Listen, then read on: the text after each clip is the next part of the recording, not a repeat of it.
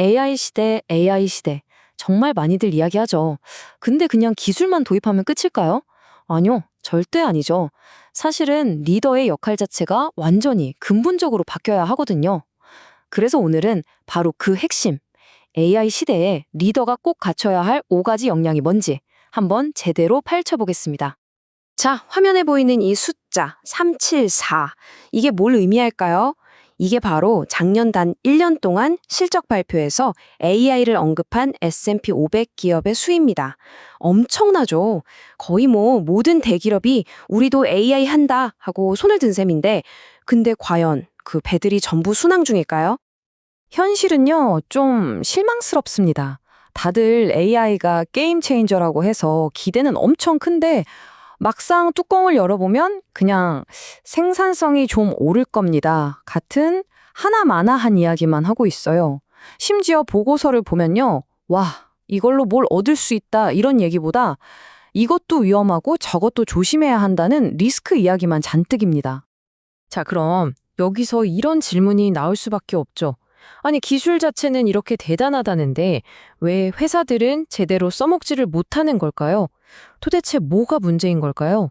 돈은 돈대로 썼는데 말이죠.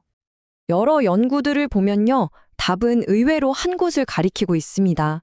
바로 기술이 문제가 아니라는 거죠. 진짜 문제는 이 엄청난 AI라는 도구를 제대로 쓸 줄 아는 리더가 없다는 거. 네, 바로 리더십이었습니다. 좋습니다. 그럼 이제 문제점을 알았으니 해답을 찾아봐야겠죠?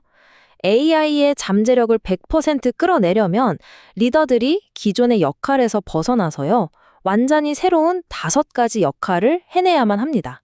지금부터 하나씩 살펴보죠. 자, 첫 번째 역량입니다. 바로 경계를 넘어서는 것.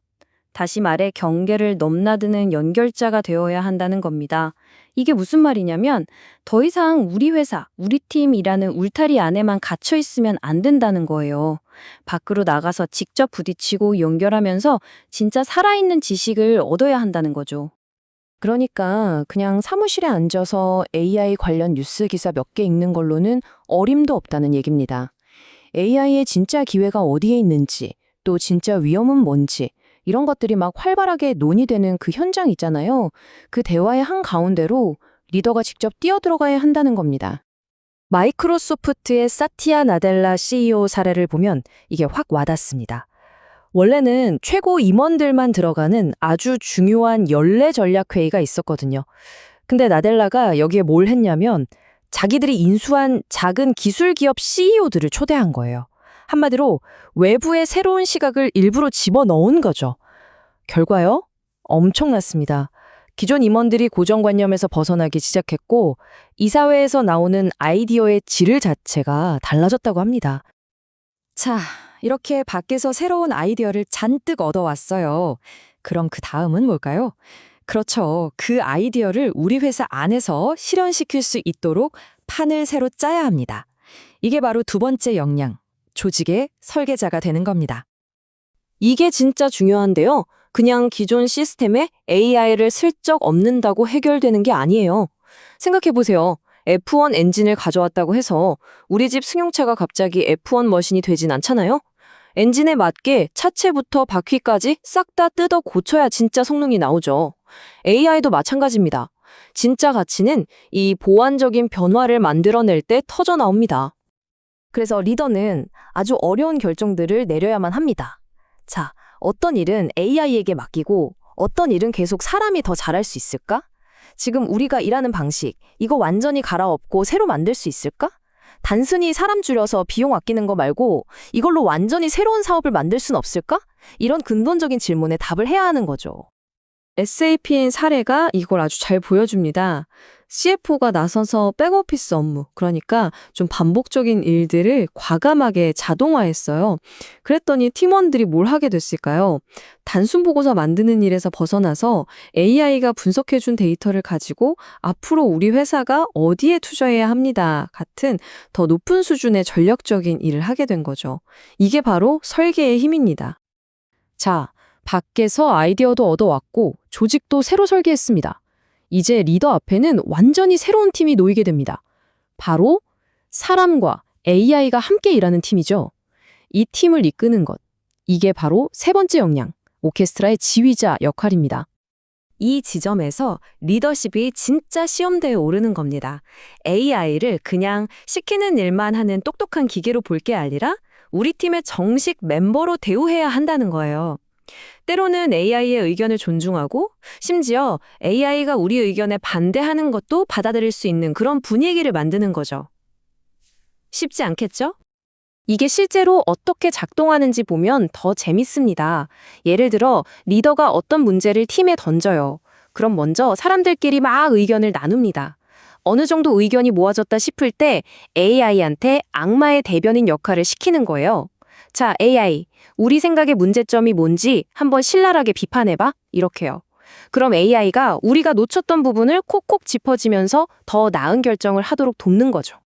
자, 이제 사람과 AI가 함께 일하는 새로운 팀이 만들어졌어요. 그럼 리더의 역할도 당연히 바뀌어야겠죠? 예전처럼 일일이 지시하고 감시하는 감독관이 아니라 팀원들이 이 새로운 환경에 잘 적응하고 성장할 수 있도록 돕는 코치가 되어야 합니다. 이게 네 번째 역량입니다. 이게 그냥 듣기 좋으라고 하는 말이 아닙니다, 여러분. 실제로 수십만 개의 채용 공고를 분석해 봤더니 결과가 아주 명확했어요. 기업들이 원하는 리더상에서 감독이나 검사 같은 단어는 사라지고 대신 코칭, 협업 같은 단어들이 급부상하고 있습니다. 시대가 정말 바뀌고 있다는 거죠. 마이크로소프트의 또 다른 사례를 볼게요. 예전에는 관리자들이 팀원들 보고서를 하나하나 뜯어보면서 거의 검열을 했대요.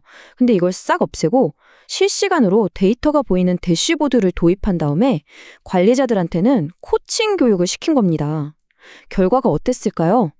관리자들이 보고서 붙들고 씨름하던 그 수많은 시간이 절약됐고 그 아낀 시간을 전부 고객을 만나는 데 쏟다고 합니다. 엄청난 변화죠? 자, 드디어 마지막 다섯 번째 역량입니다. 어쩌면 지금까지 말한 네 가지를 모두 가능하게 만드는 가장 중요한 역량일지도 모르겠네요. 바로 리더가 직접 롤 모델이 되는 겁니다. 말로만 AI 잘 써봅시다 하는 게 아니라 몸소 보여줘야 한다는 거죠. 얼마 전에 한 학생이 이런 질문을 했대요. 저는 개발자도 아닌데 AI 시대에 어떻게 살아남죠? 근데 이 질문 사실 많은 리더들이 속으로 하고 있는 고민 아닐까요? 내가 코딩을 하는 것도 아닌데 이 AI 시대에 리더로서 내 역할은 과연 뭘까 하는 그런 불안감이요. 그 불안감에 대한 해답은요, 놀랍도록 간단합니다. 바로 매일 직접 써보는 것입니다. 네, 그냥 쓰면 됩니다. 리더는 말이 아니라 행동으로 보여주는 사람이니까요. 그러니까 핵심은 이거예요. 리더가 먼저 업무 볼 때 AI 도구를 써보는 겁니다. 월마트의 CPU처럼요. 아니면 개인적으로 여행 계획 짤 때라도 써보는 거죠. 그러면서 이거 써보니까 이런 건 좋은데 저런 건 좀 이상하네? 하고 자기 경험을 팀원들이랑 공유하는 거예요. 심지어 실수한 이야기까지도요. 이게 바로 우리 회사는 새로운 시도를 응원하고 실패해도 괜찮다는 문화를 만드는 가장 확실한 방법입니다.